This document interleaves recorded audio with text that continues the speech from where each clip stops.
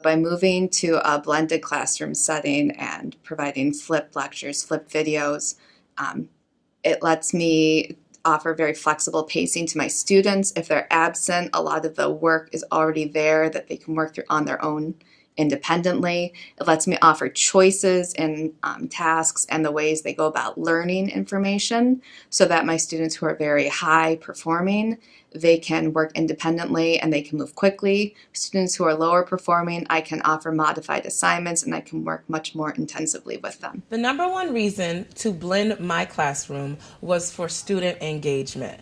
I noticed that a lot of times when we incorporated technology, whether it's the internet or using Nooks to read books, the students were way more engaged. And so I saw it as a way not to just enrich my curriculum, but also to get my students involved and happy with what they're learning. Number one reason that I decided to blend and flip my classroom is to increase student achievement.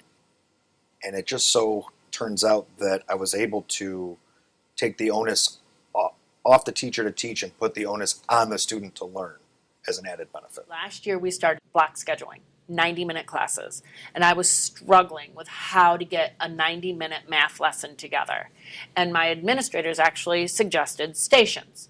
So then I was like, well, then what would I do in stations? So we were allowed computers in our classrooms. So I was like, I could figure in iReady, since that was a program that we had just purchased, and that could be a station that could help me with their difficulties. Blended, because by putting all the notes, or at least the lectures, off-site on YouTube, they can at least get that portion of the material on their own time.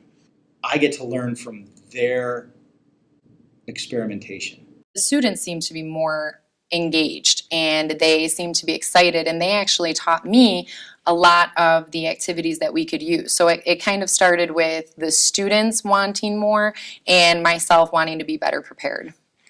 About the time that primary was giving iPads years ago, I think it was like 2013 or something like that, we just started with a new curriculum, the core curriculum, and the listening and learning specifically. So at first grade, I had the task of now teaching my students, some deeper concepts, Mesopotamia, for instance.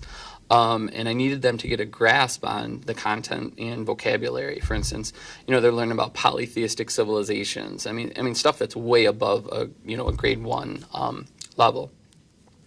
So I needed a way to kind of extend the extension activities and give them more time with the content, more time using the vocabulary.